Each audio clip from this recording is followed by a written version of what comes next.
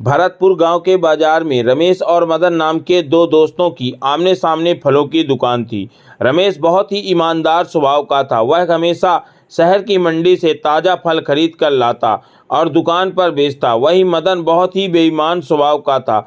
वह फलों पर ऐसा केमिकल छिड़कता था जिससे उसके फल हमेशा तरोताज़ा दिखाई देते थे, मानो अभी बाजार से खरीद कर लाए हुए हों। मदन, फल ताज़े हैं ना? अरे बेफिक्र रहो भैया, मेरी दुकान पर हमेशा आपको ताज़ा फल ही मिलेंगे। और रमेश, खोल ली दुकान? हाँ, बस धूप बत्ती करने लगा हूँ। ग्राहक के जाने के बाद मदन जोर से हंसने लगा। अरे रमेश, यह धूप आरती करना छोड़कर मेरे कहे गए रास्ते पर चलना शुरू कर दे। तू मेरा दोस्त है, इसीलिए मैं तुझे सही राय दे रहा हूँ। थोड़ी बेईमानी करना शुरू कर, नहीं तो तेरी पूजा आरती में रहकर सारा दिन मक्खियाँ ही मारता रहेगा। मदन, मुझे बेईमानी नहीं करनी है, ईमानदारी की रोटी खाना अच्छा लगता है। मैं तुम्हारी तरह बेईमानी से पैसे नहीं कमा सकता। मुझे ऊपर जाकर कान्हा जी को जवाब देना है। रमेश मदन की बातों पर ध्यान नहीं देता था। भले ही वह कम कमाता था पर ईमानदारी की रोटी खाता था। मदन जानबूझकर फल सस्ते दामों पर बेचता था क्योंकि उसे पता था कि उसके फल बासी और पुराने हैं। उसे तो बस फलों को बेचने से मतलब था, चाहे वह बासी ही क्यों ना हो। अब लोग जब सस्ता फल देखते थे तो रमेश के ताज़े फल छोड़कर मदन से ही फल खरीदते थे और त्योहार शुरू हो गए। इसी वजह से मदन ने और ज़्यादा बेईमानी शुरू कर दी। वह फलों को सस्ते से सस्ते दामों पर बेचने लगा। इस वजह से रमेश की कमाई ना के बराबर हो गई। उसका नुकसान होने लगा क्योंकि आमने सामने दुकान थी। लोग रमेश के ताज़े फल छोड़कर मदन के सस्ते फलों पर टूट पड़े। मदन बहुत खुश था कि उसकी बहुत बढ़िया कमाई हो रही है, पर कहते हैं ना कि हमारी हर खबर भगवान रखते हैं। उनको सब पता है कि कौन सही है और कौन गलत। भगवान कृष्ण सब कुछ देख रहे थे। नारद मुनि भी भगवान श्री कृष्ण के पास ही बैठे थे। नारद, नारायण नारायण, प्रभु आपका भक्त रमेश हमेशा आपकी पूजा करता है और ईमानदारी से व्यापार करता है। पर मदन उसका मजाक उड़ाने और उसे नीचा दिखाने के लिए कोई कसर नहीं छोड़ता है। मुझे लगता है प्रभु, आपको मदन को सही राय पर लाने के लिए पृथ्वी लोक पर जाना चाहिए। आप एक व्यापारी बनकर वहां जाएं और मदन को उसकी गलती का एहसास कराएं। ठीक है देवर्ष नारद, मैं स्वयं व्यापारी बनकर धरती पर जाऊंगा और मदन को सही राय पर लाऊंगा। भगवान कृष्ण ने एक धनी व्यापारी का रूप धारण किया और सीधी मदन की दुकान पर पहुंचे। मदन सुबह सुबह एक बड़े व्यापारी को देखकर खुश हो गया।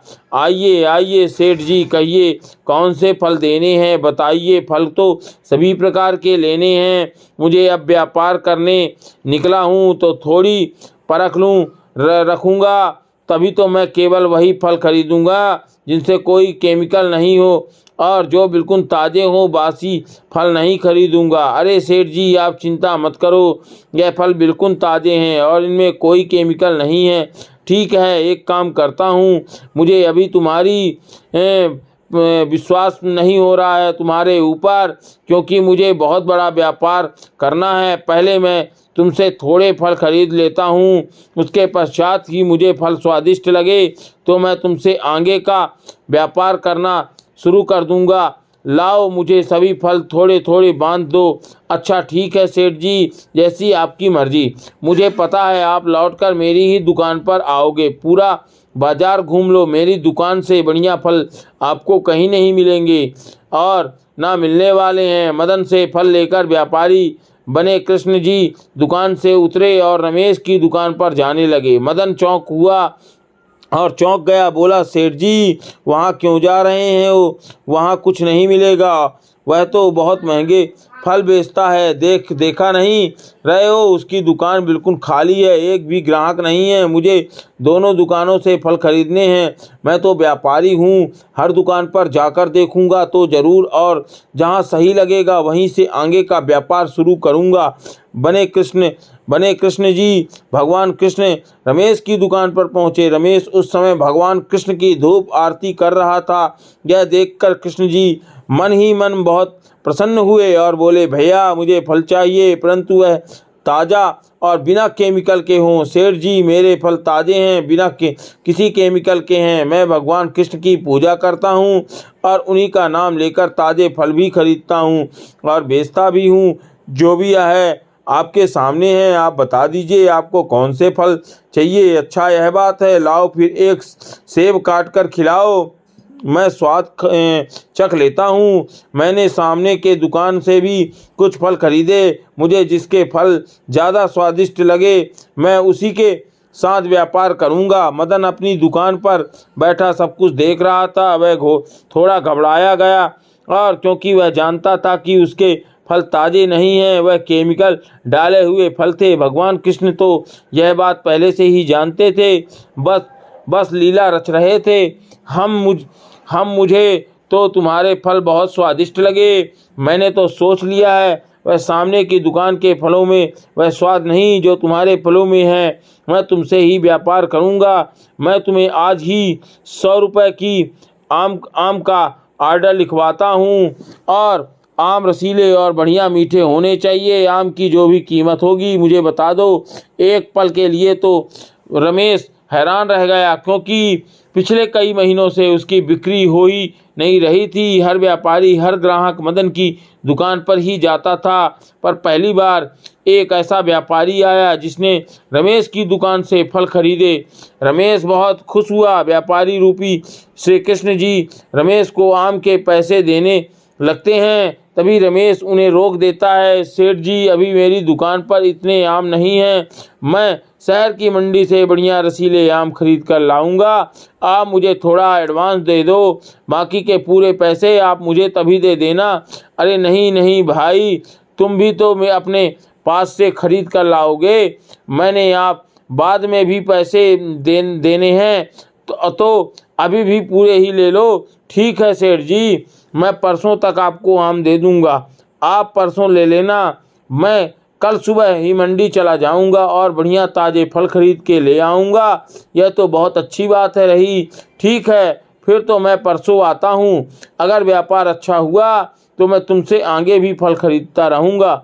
व्यापारी बने भगवान श्री कृष्ण ने रमेश को बड़ा ऑर्डर दिया। इससे रमेश की खुशी का ठिकाना नहीं था, पर मदन की रसिया बढ़ गई। वह सोचने लगा कि रमेश की दुकान पर तो एक भी फल कोई खरीदने नहीं आता था, अब रमेश को इतना बड़ा ऑर्डर मिला है तो इतना बड़ा व्यापारी हाथ से चला गया। मैं ऐसे नहीं होने दूंगा, मैं रमेश का कारोबार नहीं बढ़ने दूंगा, मैं इस व्यापारी को छीन लूँगा। मुझे आज रात की दुकान में घुसकर सारे आम खराब करने होंगे ताकि उसका नुकसान हो और व्यापारी एडवांस के पैसे भी वापस मांग ले और उससे आगे का व्यापार भी न करे। मदन ने ऐसा ही किया कि उसके रात में रमेश की दुकान में घुसकर सारे आम खराब कर दिए। अब वह बहुत खुश हो गया था, पर भगवान तो सब कुछ जानते थे। रमेश बहुत दुखी था। व्यापारी के रूप में एक बार फिर से भगवान उसके पास आए और बोले, रमेश, इन सब में तुम्हारा कोई दोष नहीं है, मैं तुमसे अभी भी व्यापार करूँगा। यह लो, यह उन आमों के पैसे जो खराब हुए हैं और बाकी के यह और पैसे रखो, मेरे लिए आम खरीद कर ले आना, मैं कल ज़रूर आऊँगा। आपका बहुत बहुत धन्यवाद सेठ जी, आप तो मेरे लिए साक्षात भगवान के रूप में आए हो। मैं बहुत हिम्मत हार रहा था कि आपको क्या जवाब दूंगा। सेठ जी, इतने समय के से मेरी दुकान पर कोई कमाई नहीं हो रही थी, पर आपने मेरी सारी परेशानी दूर कर दी। बहुत बहुत धन्यवाद सेठ जी। भगवान श्री कृष्ण ने रमेश को सारे आमों के पैसे दिए और वहां से चले गए। पता नहीं कैसे कैसे मूर्ख व्यापारी आ जाते हैं बाजार में, देखो तो सारे पैसे पकड़ा कर चला गया। ऐसा बोला जो बेईमान फल वाला था, आज रात को फिर से नाम खराब कर दूंगा, इसका व्यापार तो मैं चलने नहीं दूंगा। अब की बार तो यह मूर्ख व्यापारी भी अपने पैसे वापस मांग लेगा। मदन आधी रात को रमेश की दुकान पर ताला तोड़कर सारे आम खराब करने के लिए पहुंचा। व्यापारी रूप में भगवान श्री कृष्ण वहां उसका इंतजार कर रहे थे और उन्हें देखकर मदन घबरा गया और वहां से भागने लगा। भगवान श्री कृष्ण ने उसे पकड़ लिया और मदन उनसे क्षमा मांगने लगा। मैं जानता था यह सब तुम ही कर रहे हो, इसीलिए मैं तुम्हारा ही इंतजार कर रहा था। कहो तो पुलिस को पकड़वा दूं, बोलो तो फिर सारी उम्र जेल में सजा काटना। मैं जानता हूं कि तुम केमिकल छिड़क कर फल बेचते हो। मैं सारी बात पुलिस को बता दूंगा। तुमसे ही रमेश की दुकान तोड़कर सारे आम खराब किए। मैं बोलूँगा तो बता दूंगा तो नहीं। सर जी, सेठ जी, मुझे माफ़ कर दो। मैं अब ऐसा कुछ नहीं करूंगा। मैं अपनी गलतियों को सुधार रहा हूं। मैं वादा करता हूं कि आगे से ईमानदारी से व्यापार करूंगा। सेठ जी, मुझे माफ़ कर दो। ठीक है, अगर मुझे ज़रा भी पता चला कि तुमने फिर से बेईमानी की है या फिर कोई धोखाधड़ी से व्यापार किया है तो मैं तुरंत तुम्हारी खबर लूँगा। मैं तुम पर नज़र रखूँगा। जाओ, अब यहाँ से चले जाओ और ईमानदारी से काम करो। हाँ, मैं अपने वादा करता हूँ आपसे, अब मैं ऐसी भूल कभी नहीं करूँगा। मदन डर कर भाग गया। उसने चोरी पकड़ी गई, इसलिए उसने अपनी भूल को सुधारते ही ठीक समझा। भगवान कृष्ण ने व्यापारी बनकर रमेश की बिक्री को बढ़ाया, साथ ही मदन को भी सबक सिखाया और ईमानदारी पर चलने का सही मार्ग भी दिखाया कि भगवान कृष्ण ने अपने भक्त रमेश के जीवन में आई सभी परेशानियों को दूर किया। इस कहानी से हमें यह सीख मिलती है कि हमें सदैव ईमानदारी के मार्ग पर चलना चाहिए, तभी भगवान भी हमारा साथ देते हैं। एक गांव में चंदन प्रकाश नाम के एक पंडित जी रमेश थे। यह भगवान शिव के परम भक्त थे। चंदन प्रकाश रोज सुबह ब्रह्म मुहूर्त में उठकर भगवान शिव का पूजन किया करते थे, आरती किया करते थे। जो भी दान दक्षिणा में आता उसी से पंडित जी अपना गुजारा करते थे। पंडित जी के पास भले ही खुद के लिए इतना नहीं था, फिर भी वह स्वभाव के बड़े दयालु थे। जब भी कोई ज़रूरतमंद मिल जाता तो वह अपनी क्षमता के अनुसार उसकी सेवा जरूर करते थे। ओम नमः शिवाय, यह लो माई, यह कुछ फल और अनाज रखो, यह तुम्हारे काम आएगा, ऐसा कहकर अपने से ज़रूरतमंद के लोगों को दे देते थे। अब तो ठीक है ना? हाँ हाँ पंडित जी, यह तो बहुत है। भगवान आपको हर खुशी दे। पंडित जी इस दानी स्वभाव से उनकी पत्नी उनकी कभी कभी गुण गाया करती थी। सुनो जी, मंदिर में दान दक्षिणा आए सामान को तुम यूं ही औरों में बांट देते हो, और घर में कितनी तंगी है यह भी तो सोचो करो। ओम नमः शिवाय। कोई बात नहीं सरला, हमसे ज़्यादा उन गरीबों अम्मा को उस सामान की ज़रूरत थी। फिर भगवान शिव के होते कभी मत सोचना कि हमारे जीवन में कोई परेशानी आएगी। भगवान भोलेनाथ तो सारे दुखों को हरने वाले हैं। यदि हमारे जीवन में दुख आएगा तो वह क्षण भर में हर लेंगे। एक समय की बात ऐसा हुआ कि जब मंदिर में दान दक्षिणा कम आने लगे, जिससे पंडित जी को आर्थिक तंगी का सामना करना पड़ा। घर की मूल आवश्यकताओं की पूर्ति नहीं होने के कारण वे दुखी रहने लगे। इसी तरह से दिन बीतने लगे। एक दिन महाशिवरात्रि के दिन आया। उस दिन भी पंडित जी हमेशा की तरह प्रातःकाल उठे और मंदिर की ओर चल पड़े। पंडित जी ओम नमः शिवाय का नाम जपते रहे। ओम नमः शिवाय, ओम नमः शिवाय, ओम नमः शिवाय, ओम नमः शिवाय। संयोग से देवी पार्वती और भगवान शिव इसी रास्ते से भ्रमण कर रहे थे। देवी पार्वती जी ने पंडित जी को देखा कि वे भगवान शिव से बोली, प्रभु पंडित जी आपकी कितनी पूजा और सेवा करते हैं, ये आज भी इनके चेहरे पर शिवरात्रि के शुभ अवसर पर इतनी परेशानियां होने के बाद भी एक उत्साह है। यह सदैव गरीबों की भी मदद करते हैं। वह स्वयं जीविकापार्जन के लिए बहुत कम कमा पाते हैं और फिर भी उनकी आपके प्रति आस्था कम नहीं है होती। आज महाशिवरात्रि का पावन उत्सव है, आप अपने भक्तों की सहायता कीजिए प्रभु। भगवान शिव कहते हैं, देवी पार्वती अपने भक्तों की चिंता मुझे सदैव रहती है, और वे भक्त जो सदैव गरीब हैं और ज़रूरतमंद की सहायता के लिए तत्पर रहते हैं, ऐसे भक्तों के लिए मैं सदैव उपस्थित रहता हूँ।